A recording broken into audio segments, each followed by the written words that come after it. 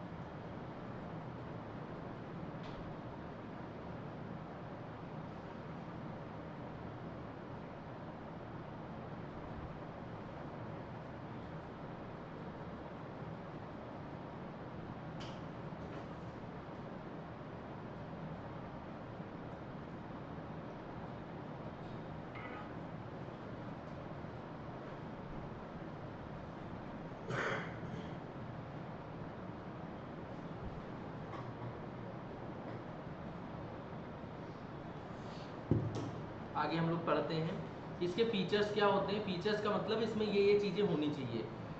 हमने बताया था एसेंशियल एलिमेंट्स या फिर फीचर्स एक ही चीज़ होती है, कॉन्ट्रैक्ट की भी इसकी भी, समझ लो। तो अगर देखा जाए निगोशिएबल इंस्ट्रूमेंट राइटिंग में होना चाहिए। आप चेक देखेंगे या प्रोमिसरी नोट देखेंगे या बिल्स ऑफ एक्सचेंज देखेंगे, कोई भी ऐसे नहीं होता जो राइटिंग में ना हो, ये सारे राइटिंग में होते हैं। राइटिंग का मतलब एक रिटन एग्रीमेंट होता है लिखने वाले के लिए, जो लिखता है मेकर होता है और एक मेकी होता है, समझ लो। मेकर लिखता है, एक रिटन डॉक्यूमेंट होता है जो कि मतलब ऑर्डर टू पे होता है, मतलब बैंक को ऑर्डर कर रहे हो कि स्पेसिफिक अमाउंट पे कर दो। A negotiable instrument must be a written document, oral agreement और promises can not be considered negotiable instrument. Oral agreement मतलब हमने मुंह से बोल दिया कि अक्षत जाओ बैंक से 100 रुपए ले लो जाके, ये किसी प्रकार का एक एग्रीमेंट हुआ, रिटन एग्रीमेंट नहीं हुआ। या फिर हमने ऐसे ही कोई प्रॉमिस कर दिया, नहीं हुआ, मतलब एग्रीमेंट वगैरह ऐसे कुछ नहीं, एक रिटन में पूरा कॉन्ट्रैक्ट टाइप का होना चाहिए, समझ लो। रिटन में कॉन्ट्रैक्ट का मतलब है एक पार्टी उसको लिखेगी और दूसरी पार्टी एक्सेप्ट करेगी, समझ लो, वैलिड कंसिडरेशन होगा तब वो कॉन्ट्रैक्ट बनेगा। It should be signed by maker और ड्रायर। मेकर कह लो ड्रायर कह लो एक ही बात है। मेकर के साइन होने चाहिए। मेकर का मतलब मान लो चेक हमने लिखा है तो बिना चेक के साइन किए हुए क्या पेमेंट हो जाएगा, तो साइन होना चाहिए चेक पे, किसका, मेकर का, लिखने वाले का। The instrument must be sign by the person who creates it, maker या drawer. The signature give its legal validity. Signature क्या देता है, लीगल वैलिडिटी देता है कि उसी पर्सन ने इसको लिखा हुआ है, वही पर्सन ऑर्डर कर रहा है जिसका अकाउंट वगैरह है। There must be a promise और ऑर्डर टू पे, या तो एक प्रॉमिस होना चाहिए पे करने का या तो ऑर्डर होना चाहिए। प्रॉमिस किसको करोगे, सामने वाले पर्सन को, ऑर्डर किसको करोगे, बैंक को, समझ लो। The instrument should include a clear promise या फिर order in case of bills of exchange, या चेक के केस में ऑर्डर होगा। बिल्स ऑफ एक्सचेंज या चेक बैंक से इन कैश किए जाते हैं mainly. To pay certain amount of money, the promise और order must be unconditional. Unconditional का मतलब पेमेंट पे कोई कंडीशन नहीं लगा सकते order pay. The payment must be not depend upon any condition, it must be clear and direct obligation to pay. हम ये नहीं कह सकते अक्षत ये काम करो तब तुम पेमेंट लोगे, समझ रहे हो। तो कोई ऐसी कंडीशन नहीं लगा सकते, कहते नहीं कि ऑफर मस्ट बी अनकंडीशनल। हाँ याद आया कुछ, तो वैसे ही अगर कोई आप प्रॉमिस कर रहे हैं तो उसमें कोई कंडीशन नहीं लगा सकते। अगर कोई कंडीशन लगा रहे हो तो ऑफर रिजेक्ट हो जाएगा। मतलब देखो कॉन्ट्रैक्ट से काफी रिलेटेड है सारी चीजें, समझ लो, क्योंकि उसी के पार्ट है। It must call for payment in money और मनी ओनली, मतलब केवल मनी में पेमेंट होना चाहिए। The payment must be in form of money not in goods और सर्विसेज, मतलब यहाँ पे तभी कवर होगा जब आपका मनी में पेमेंट हो रहा होगा, ठीक है।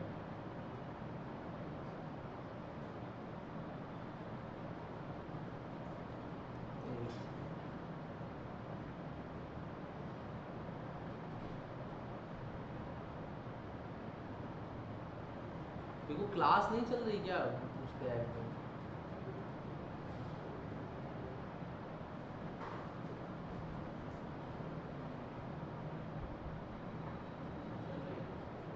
पता नहीं वो बोल रहा है क्या नाम है सुजल। देखो जरा सुजल को बात है नंबर, मैसेज करो क्या प्रॉब्लम आ रही है।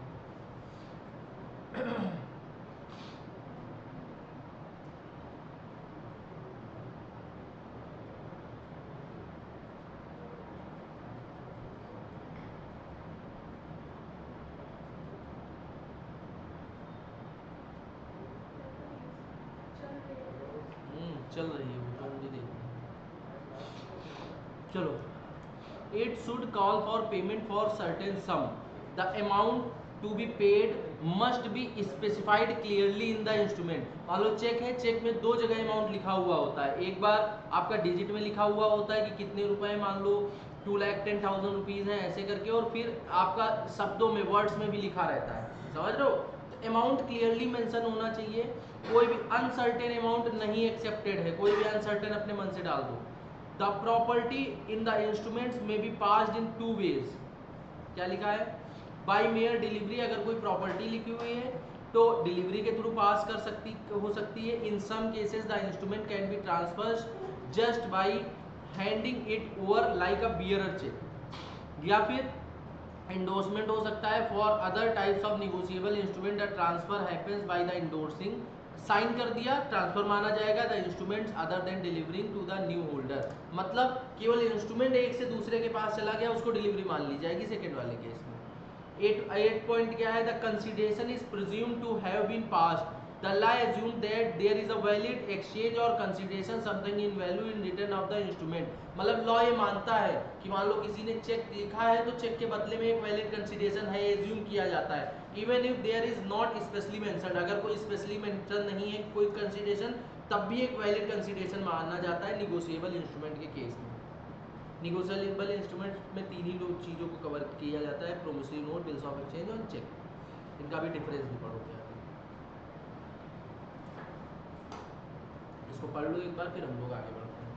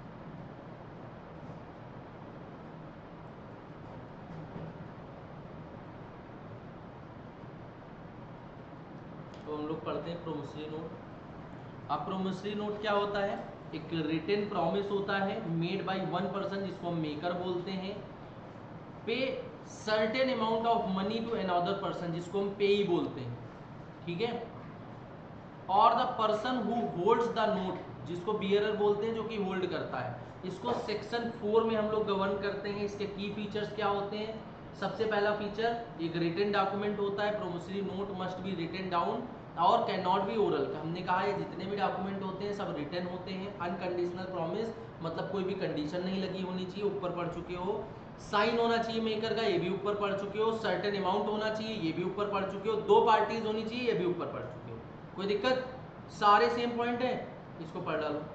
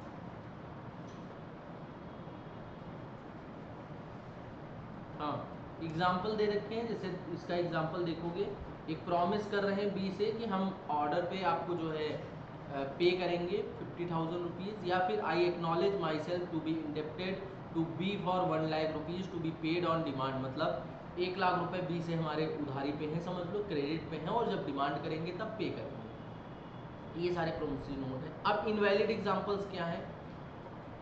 आई प्रॉमिस टू पे 20,000 7 days after my marriage with Helen, मतलब एक कंडीशन लगाई जा रही है कि अगर मेरी मैरिज हुई उसके 7 दिन के बाद मैं 20,000 पे करूंगा। ये क्या अनकंडीशनल है? नहीं, एक कंडीशन लगाई जा रही है कि कोई इवेंट हो हैपन होगा, समझ लो कंटीजेंट है, किसी इवेंट के होने या ना होने पे डिपेंड कर रहा है कॉन्ट्रैक्ट, समझ लो। ऐसा कर सकते हैं हम लोग, निगोशिएबल इंस्ट्रूमेंट में नहीं कर सकते क्योंकि उसके फीचर्स में नहीं है। फीचर्स का मतलब कंडीशन है एसेंशियल, ये पूरी होनी चाहिए। Promise to pay 50,000 on D's death provided D leaves me enough to pay that sum, कह रहे हैं अगर डी की डेथ हो जाएगी तब हम 50,000 पे करेंगे, कौन सी बात हुई? ये भी नहीं कर सकते, कंडीशन लगाइए, ठीक है। ये आपके प्रोमिसरी नोट नहीं है because the payment is conditional based on marriage और समवन डेथ। समझ में आया? मैरिज पे बेस्ड है किसी की या किसी के डेथ पे बेस्ड है, तो ये कंडीशनल है, अनकंडीशनल नहीं है। समझ में आया प्रोमिसरी नोट? अब हम लोग बिल्स ऑफ एक्सचेंज की तरफ पढ़ते हैं। बिल्स ऑफ एक्सचेंज क्या होता है?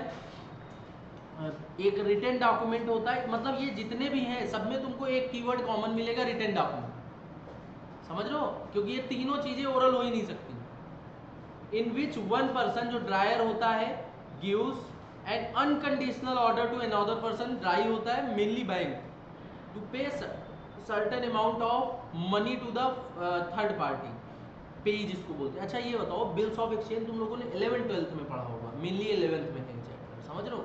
तो 11th में जब ये चैप्टर था तो इसमें 3 पार्टी होती थी, एक हमारा होता है था ड्रायर, और एक होता था ड्राई, और एक बीच में बैंक होता था, समझ रहे हो। अब ड्रायर क्या होता था? जो कि ये डॉक्यूमेंट को लिखता था। ड्राई कौन होता था? जो रिसीव करता था। अगर पैसा जल्दी चाहिए तो ड्राई किसके पास जाता था? बैंक के पास। मान लो 100 रुपीज़ का चाहिए इनको, 100 रुपीज़ का लिखा हुआ है इन्होंने बिल्स ऑफ एक्सचेंज, बैंक के पास जाता था और अपने बिल को डिस्काउंट करा लेता था, सुना होगा ये वर्ड। बैंक क्या करता था? इसको कुछ रुपए काट के मान लो 95 रुपीज़ दे दिया बिल के बदले में, और इसको 3 महीने बाद मान लो बिल मिलना था। होता नहीं था कि 3 months आफ्टर पेमेंट होगा बिल्स ऑफ एक्सचेंज का। अब बैंक का फायदा क्या है कि बैंक 3 महीने बाद जो ड्रायर थे इनसे 100 रुपए लेगा उसी बिल के बदले में, 5 रुपए बैंक का बेनिफिट है, और जो ये पैसा 5 रुपए बैंक काटता है इसको बोलते हैं डिस्काउंटिंग चार्जेस। समझ लो, ये सारे वर्ड सुने होंगे 11th में। कुछ समझ में आया? नहीं आया हो फिर से बता सकते हैं, आया या नहीं आया? वीर चेहरा देख के समझ में आ जाता है किसके आया किसके नहीं। हम ये कह रहे हैं 2 पार्टी होती हैं, एक ड्रायर होता है और एक ड्राई होता है। मान लो एक ने निगोशिएबल इंस्ट्रूमेंट लिखा है 100 रुपए का, किसने लिखा है? ड्रायर ने। किसको लिखा है? ड्राई को। क्लियर? अब ड्रायर ने लिखा है कि हम तुम्हें 3 महीने बाद पैसे देंगे, ऐसे करके लिख दिया, लेकिन इनको पैसा जल्दी चाहिए तो ये बैंक के पास जाएंगे, बैंक को ये अपना बिल्स ऑफ एक्सचेंज देंगे, समझ रहे हो। बैंक क्या करेगी? इनको कुछ डिस्काउंटिंग चार्जेस, जो हम यहाँ पे 5 रुपए मान रहे हैं, काट के इनको 95 रुपीज़ दे देगी। किसके बदले में? बिल ऑफ एक्सचेंज के बदले में। यही बैंक आफ्टर 3 months, 3 महीने बाद जब बिल मैच्योर हो जाएगा तब जो ड्रायर था उसके पास जाएगी और 100 रुपए ले लेगी। बैंक का फायदा क्या है? 5 रुपए। समझ में आया? किसी को कोई दिक्कत? ये तुम्हारा 11th में था, यहाँ तो हम ऐसे ही बता रहे हैं, उसमें तो क्वेश्चंस थे पूरे पूरे, डिस्काउंटिंग चार्जेस, जर्नल इंट्रीज होती थी, याद है? कुछ नहीं याद होगा। फीचर्स क्या है इसके? ये तो सर अभी या इस आप जिस लेवल पे हैं उसका तो याद नहीं रहता, आप 2 साल 3 साल 5 साल पहले की बातें कर रहे हैं। अनकंडीशनल ऑर्डर, अनकंडीशनल ऑर्डर कोई भी, ये जानते ही हो, तीनों में कोई भी कंडीशन लगी हुई नहीं होनी चाहिए। It must be order to pay specified amount of money not based on any condition, कोई कंडीशन नहीं लगी होनी चाहिए, एक स्पेसिफाइड अमाउंट पे करने के लिए लिखी होनी चाहिए। साइंड बाय मेकर ऊपर भी पढ़ चुके हो। Payable at to certain person, certain person का मतलब जिस पर्सन के लिए लिखेंगे वही पर्सन को पेबल होगा, कोई थर्ड पर्सन उसको इन कैश नहीं करा सकता है। The payment must be made to the specific person. हमने अगर अक्षत को लिखा है तो अक्षत इसको इन कैश करा सकते हैं, कोई अदर पर्सन इन कैश नहीं करा सकता है। टू देयर ऑर्डर और bearer of the bill. Specific amount का मतलब एक क्लियर अमाउंट लिखी होनी चाहिए, एक सर्टेन अमाउंट लिखी होनी चाहिए कि इतनी अमाउंट आपको पे करनी है। जैसे पे 10,000 टू जॉन और ऑर्डर, कह रहे हैं 10,000 रुपए जॉन को पे करनी है। क्या है, एक क्लियर अमाउंट है कि जॉन को 10,000 रुपए पे करने। पढ़ लो इसको, फिर हम लोग चेक पढ़ते हैं।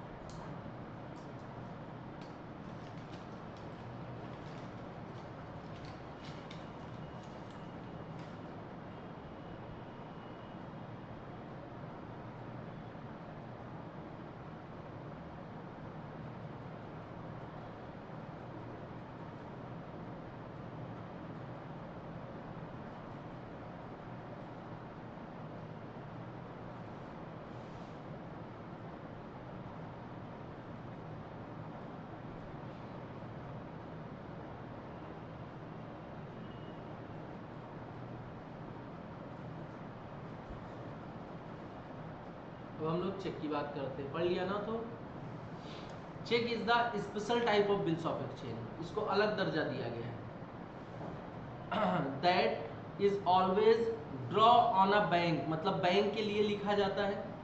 And payable on demand, demand पे पे किया जाता है। It is a document where drawer orders to the bank. इसमें तीन पार्टी होती है, एक ड्रायर होता है लिखने वाला, एक बैंक होता है, और एक कौन होता है, पेई, जिसको पे किया जाता है।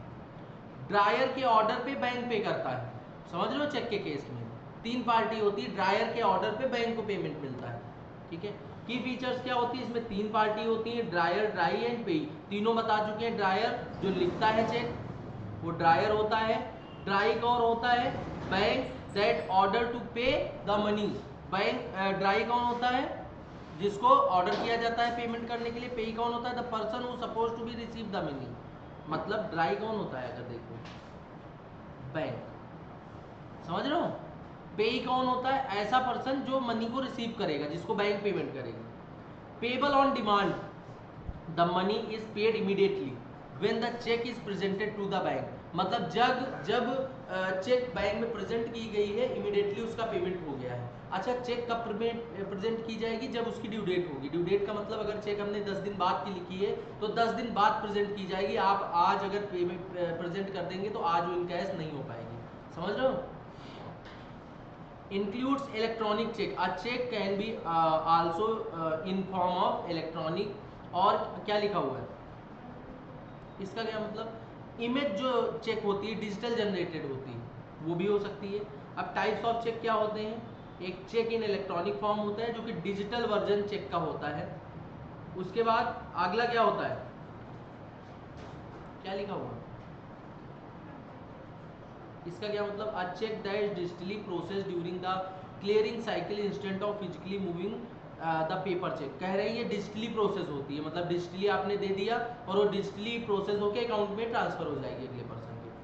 क्लियरिंग हाउसेस क्या होते हैं, clearing houses is a system often manage by the RBI that help settle transaction between banks. मतलब ये बैंक्स के बीच में ट्रांजेक्शन को सेटल करने के लिए मदद करते हैं। When a cheque is presented it goes through this system for verification and payment. मतलब पेमेंट एंड वेरिफिकेशन के लिए कि ये चेक जो दिया गया है, मान लो किसी दूसरे बैंक का है ऐसे करके, तो बैंक आपस में जो है वेरीफाई करते हैं चेक्स को, समझ लो, वो सारी चीज़ें की जाती हैं। तो इसको पढ़ लो, फिर हम लोग इनका डिफरेंसेस पढ़ते हैं।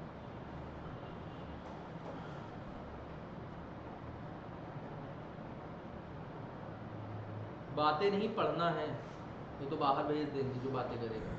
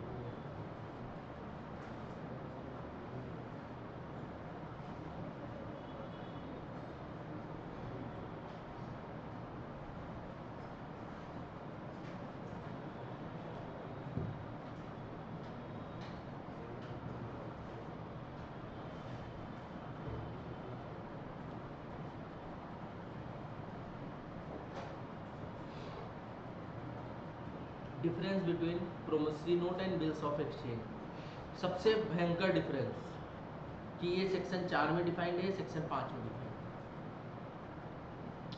उसके बाद इससे भी भयंकर, इसमें 2 पार्टी होती, मेकर और पेई, इसमें 3 पार्टी होती, ड्रायर, एक्सेप्टर और पेइंग।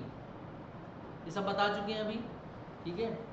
अब प्रोमिसरी नोट वो क्या होता है, एक प्रॉमिस होता है पे करने के लिए। बिल्स ऑफ एक्सचेंज क्या होता है, एक ऑर्डर होता है कि पे करना है।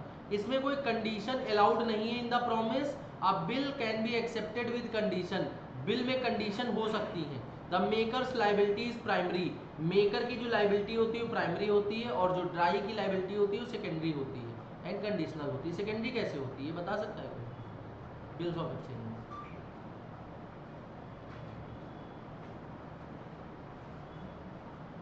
कैसे होती है नहीं बता। अगर बिल्स ऑफ एक्सचेंज यहाँ पे देखो तो इसमें कितनी पार्टी थी, 3 पार्टी थी। यहाँ पे किसकी लाइबिलिटी सेकेंडरी बताया गया है, ड्रॉई की। ड्रॉई का मतलब अगर इन दोनों के बीच में, ड्रॉयर और पेई के बीच में ट्रांजेक्शन नहीं हो पाया, मतलब ये पेमेंट नहीं कर पाए, तब ड्राई की लाइबिलिटी आएगी, तब बैंक की लाइबिलिटी आएगी। समझ रहे हो? अगर जल्दी पेमेंट चाहिए तभी तो आएगी, तो सेकेंडरी लाइबिलिटी बैंक की हुई ना। प्राइमरी लाइबिलिटी तो डेटर और क्रेडिटर की होगी ना। समझ में आया? बैंक का पिक्चर तुम लेट आए हो, तुम्हारे नहीं आएगा समझ में। समझ रहे हो? बैंक तो तब इसमें इंक्लूड होगा ना जब डिस्काउंट करवाएंगे। तो डिस्काउंट ही की तो बात हो रही है, ये कॉन्सेप्ट पूरा बता चुके हैं 3D रिप्रेजेंटेशन से। उसको 3D रिप्रेजेंटेशन ही बोलते हैं पूरा। अभी बताया था पूरा वो बना के 3D रिप्रेजेंटेशन में। एक बार कहते नहीं, आइए जानते हैं प्रोफेसर ऑफ नो हाउ की मदद से 3D रिप्रेजेंटेशन की मदद से आता है कि नहीं, तो वही वाला है। समझ लो, अगर देखा जाए ड्राई की जो लाइबिलिटी है, अब तुम देखो, मान लो 2 ये पर्सन है, ठीक है, इनकी प्राइमरी लाइबिलिटी है। अब इनको अगर पैसा जल्दी चाहिए होगा तभी तो ये बैंक के पास जाएंगे डिस्काउंट कराने। तो अगर देखा जाए बैंक की लाइबिलिटी सेकेंडरी नहीं हुई, प्राइमरी लाइबिलिटी तो एक दूसरे की है इन दोनों की। समझ रहे हो? सेकेंडरी लाइबिलिटी बैंक की आ रही है, यही इसीलिए यहाँ पे लिखा हुआ है ये सेकेंडरी लाइबिलिटी है। समझ रहे हो? इसीलिए जल्दी आया जाता है। सर ट्रैफिक था।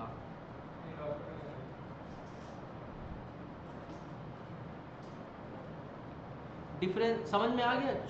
नन्हे मुन्ने से डिफरेंसेस हैं। Difference between promissory note and cheque. Promissory note क्या होता है, सबसे भयंकर डिफरेंस। सेक्शन 4 में प्रोमिसरी नोट आप फिर बात करने लगे। सेक्शन 4 में डिफाइंड है प्रोमिसरी नोट, और सेक्शन 6 में डिफाइंड है चेक। ठीक है, अब इसमें भी देखोगे 2 पार्टीज होती हैं। प्रोमिसरी नोट तो पढ़ ही चुके हो। इसमें चेक में 3 पार्टी होती हैं, ड्रायर, ड्राई है, पेई। अब प्रोमिसरी नोट में क्या होता है, कंटेन्स अ प्रॉमिस टू पे लेटर विद और विदाउट इंटरेस्ट, मतलब इंटरेस्ट हो भी सकता है और नहीं भी हो सकता है इसमें। पेबल इमीडिएटली या फिर demand with grace days, cheque में क्या होता है ग्रेस डेज, 3 दिन ग्रेस के होते हैं पेमेंट के लिए। ये क्रॉस नहीं हो सकता है, तो ये क्रॉस हो सकता है। अभी क्रॉस चेक क्या होता है आगे बताएंगे। दो जो है तिरछी जो है लाइनें खींच दी जाती हैं, समझ रहे हो। अब इसमें क्या लिखा है, इसमें कोई प्रोटेक्शन नहीं होता है पेई को, इसमें स्टेचुरी प्रोविजन होते हैं प्रोटेक्शन के लिए, मतलब सब चेक वेक करके दिया जाता है। जैसे देखते हो चेक क्लियरेंस के लिए लगाते हो तो बहुत सारी चीजें चेक की जाती हैं। Can not be self drawn, promissory note खुद ड्रॉन नहीं कर सकते हो, चेक को सेल्फ ड्रॉन कर सकते हो। सेल्फ ड्रॉन का मतलब खुद भर के सेल्फ लिख के उसमें खुद निकाल सकते हो पैसा। इसमें कोई क्रिमिनल लायबिलिटी नहीं आती प्रोमिसरी नोट में।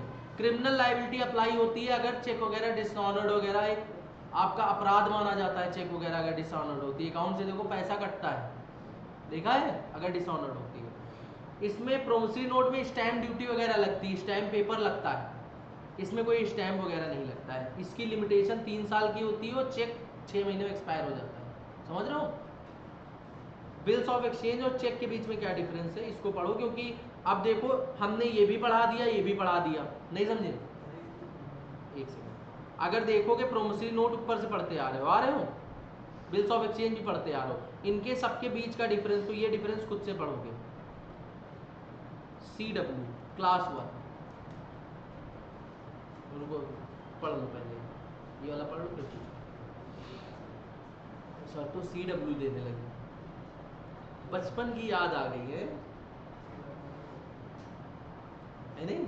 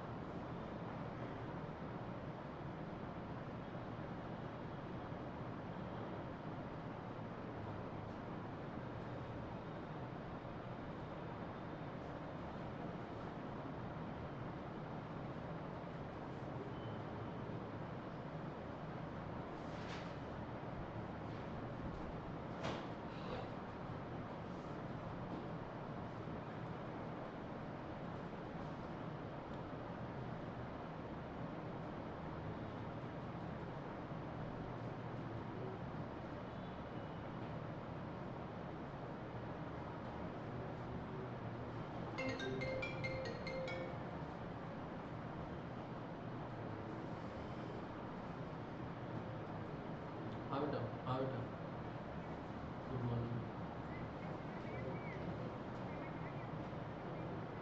ठीक ठीक ठीक।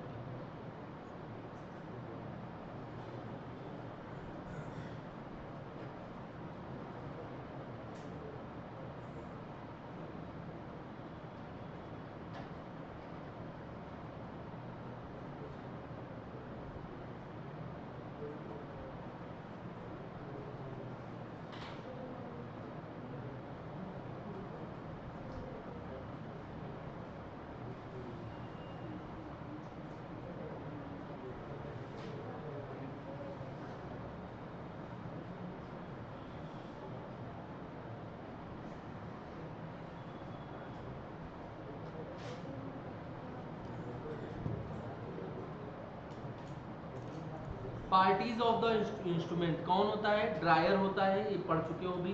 The person who creates the instrument, जो इंस्ट्रूमेंट को क्रिएट करता है, बिल को लिखता है या फिर चेक को लिखता है, उसको हम लोग क्या बोलते हैं, ड्रायर।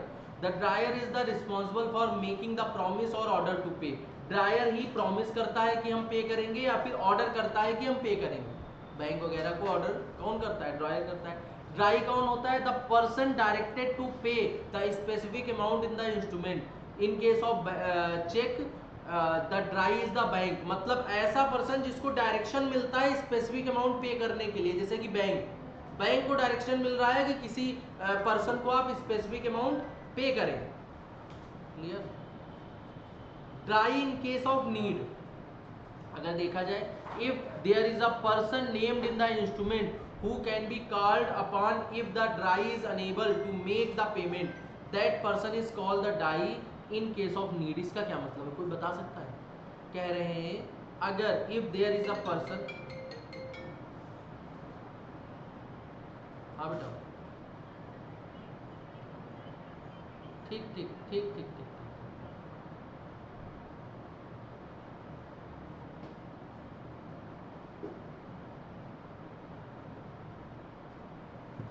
कह रहे हैं if there is a person named in the instrument who can be called upon, कह रहे किसी पर्सन का नेम अगर मान लो इंस्ट्रूमेंट में था और वो called upon if the drawee is unable to make the payment, अगर बैंक पेमेंट नहीं कर पा रहा है, समझ रहे हो, मतलब कि मान लो हमने जो है अश्विन का नाम लिखा हुआ है चेक में और बैंक को पेमेंट करना है, बैंक पेमेंट नहीं कर पा रहा है, कोई भी केस हो सकता है, कुछ भी एरर आ सकता है, that person is called dry in case of need. इसका क्या मतलब कोई बता सकता है?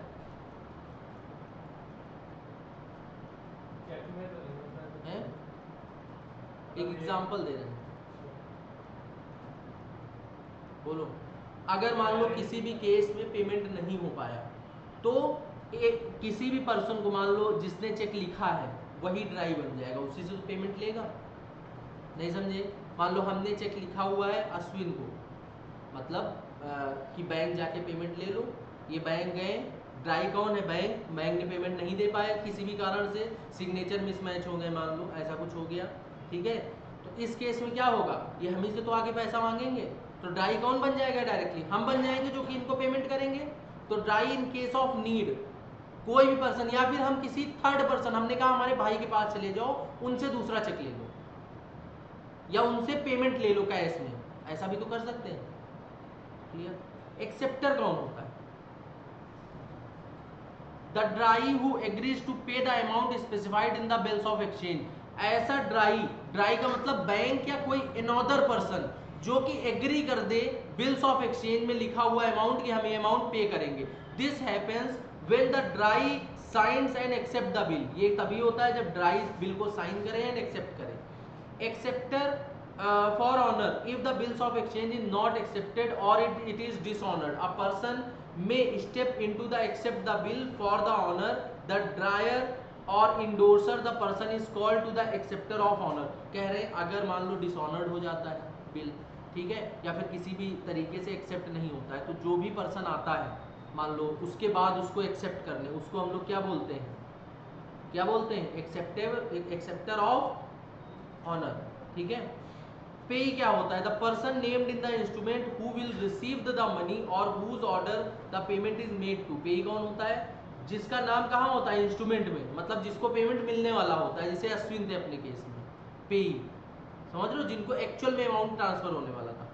होल्डर कौन होता है? A holder is someone who legally process the negotiable instrument and is entitled to receive the payment, मतलब जिसने उस बिल को होल्ड किया होता है। जैसे कि काफी चेक ऐसे होते हैं जिनमें नाम हम नहीं पड़ा होता, जिसने होल्ड किया है वही कैश करा सकता है, समझ लो। If the instrument is lost और डिस्ट्रॉयड, अगर इंस्ट्रूमेंट लॉस्ट हो गया है, डिस्ट्रॉयड हो गया, the holder is the person entitled to make payment at the time of loss. समझ में आया होगा? Holder in due course, this refers to someone who acquires the instrument for consideration. ये रिफर करता है ऐसा पर्सन जो इंस्ट्रूमेंट्स को ले किसी कंसिडरेशन के उसमें payment and it is legally entitled to without knowing of any issue with the instrument's ownership. The holder must be, तीन कंडीशन में होल्डर हो सकता है, जैसे कि the instrument is acquiring for a valid reason, जैसे पेमेंट वेमेंट के लिए इंस्ट्रूमेंट लेना है, obtained before due payment, due payment के पहले आपने एक्वायर कर लिया, the person has no reason to believe there is a defect in the ownership of the instrument, मतलब पर्सन को ऐसा लग रहा है, ऐसा पता हुआ है कि ओनरशिप में कोई डिफेक्ट नहीं है, मतलब आपका जो चेक है या बिल्स ऑफ एक्सचेंज है बिल्कुल सही है, ठीक है। इसको पढ़ लो फिर, होल्डर और होल्डर इन ड्यू कोर्स में डिफरेंस। ड्रॉई और एक्सेप्टर में अगर ड्रॉई की बात करोगे, ड्रॉई कौन पर्सन होता है? बैंक मान लो,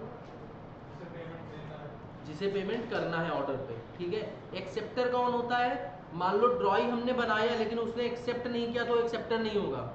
बैंक को हमने बना दिया, बैंक ने कहा हम पेमेंट नहीं करेंगे, समझ रहे हो, तो एक्सेप्ट नहीं किया उसने हमारा चेक, हमारा ऑर्डर उसने रिजेक्ट कर दिया, तो एक्सेप्टर नहीं कहलाएगा। एक्सेप्टर तब बनेगा जब हमने उसको ड्राई बनाया और उसने उसका पेमेंट कर दिया, समझ रहे हो। एक्सेप्ट करना पड़ेगा। जैसे ऑफर दोगे तो ऑफर को एक्सेप्ट भी तो करना चाहिए, तो ऑफर एक्सेप्ट होना चाहिए, ये बात बोली गई है। समझ रहे हो? दोनों में स्लाइट बिट, एक होता नहीं कि एक बिल्कुल लाइन भर का डिफरेंस है, कि ड्राई कौन होता है, जिसको हमने ऑर्डर किया है कि एक स्पेसिफिक अमाउंट पे करें, अब उसकी मर्जी हो पे करे ना करे, मतलब कोई डिफेक्ट आ जाए ऐसा कुछ, उसने एक्सेप्ट ही नहीं किया, मतलब हमने उससे कहा पेमेंट कर दो, चेक लेके अश्विन गए, अश्विन से कह दिया हम पेमेंट नहीं करेंगे, कोई भी केस बैंक में पैसा नहीं, उसने एक्सेप्ट ही नहीं किया वो, समझ रहे हो? तो एक्सेप्टर नहीं होगा उस केस में। एक्सेप्टर फॉर ऑनर बताया तो कह रहे if bills of exchange not accepted या फिर डिसऑनर्ड हो जाता है, अगर बिल्स ऑफ एक्सचेंज आपने लिखा, साइन डिफर हुए, ठीक है, या फिर उसको कुछ गड़बड़ लगी, कोई ऐसा बंदा फ्रॉड के इंटेंशन से इनकैश कराने आता है, the person may step into the accept the bill for the honour of the drawer और endorser, the person called acceptor for honour. कह रहे अगर मान लो पैसा जो है जो डिसऑनर्ड होता है चेक, और डिसऑनर्ड होने के बाद जो पर्सन पिक्चर में आता है, एक्सेप्ट करता है उसके बिल को, जैसे कि वो बंदा आ गया कि चेक हमारा डिसऑनर्ड हुआ है और हमने एक्सेप्ट कर लिया कि लाओ हम तुम्हें पेमेंट करेंगे, तो हम एक्सेप्टर फॉर ऑनर हुए, समझ रहे हो? पे ही होल्डर, ये तो सब पढ़ा ही हुआ है। अभी होल्डर और होल्डर इन ड्यू कोर्स का डिफरेंस नीचे है, तो सही से पढ़ना है, तो नीचे समझ में आएगा कायदे से।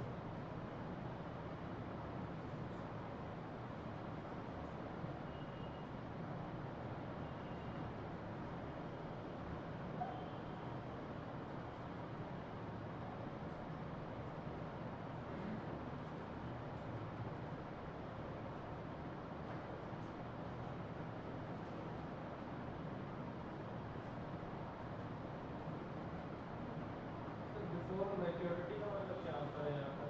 Consideration before maturity. मेच्योर होने के पहले ही कंसिडरेशन मिल जाता है। मेच्योर का मतलब है कि रिडेम्पशन, मतलब टाइम आ जाए पेमेंट का।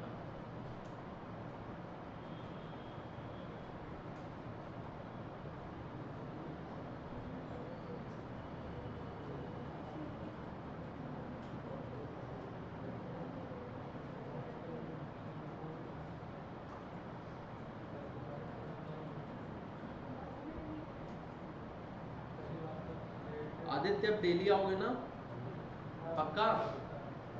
प्रतिज्ञा प्रतिज्ञा करवा लें तुमसे, कसम कसम जिस देवी देवता को मानते हो खड़े होके कसम खाओ उसकी।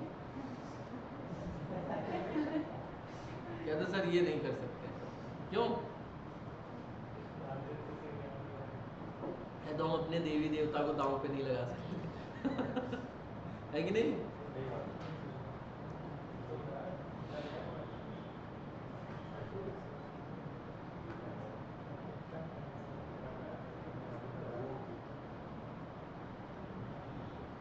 जब चेक दिया जाता है, मान लीजिए 10 दिन बाद की डेट डाली तो तब से 6 महीने काउंट हो गए कि जिस दिन दिया है मतलब जिस दिन दिया, आज दिया, जैसे आज दिया है तो चेक पे देखते होंगे कि रिकॉर्ड किया जाता है, पहले पेज पे एक जो है सीट बनी रहती है, उस पर चेक कब इशू किया है वो डेट लिखी जाती है, ठीक है? तो जो इशू डेट होगी वहां से 6 महीने, समझ रहे हो? तो चेक पे जो डेट डाली है हमने उसके बाद तो वैसे ही नहीं वैसे डिसऑनर हो जाएगा। नहीं, काफ़ी चेक्स पे ऐसा होता है, हाँ उसके बाद डिसऑनर्ड हो जाएगी, लेकिन मैक्सिमम जो टेन्योर होता है चेक का कि 6 महीने से ऊपर की तुम लिख ही नहीं सकते हो, ये बात है, नहीं समझे?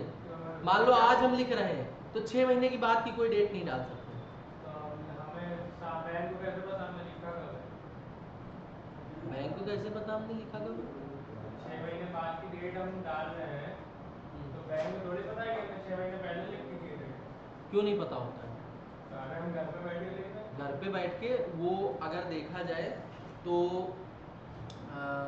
बैंक का जो सिस्टम होता है, जब आप चेक वगैरह क्या कहते हैं, जब आप चेकबुक जमा करते हैं, जब आपकी भर जाती है, समझ रहे हो, तब वो लोग एनालिसिस करते हैं ये सारी चीज़ें, समझ रहे हो? तब तक पेमेंट हो चुका होता है। लिखे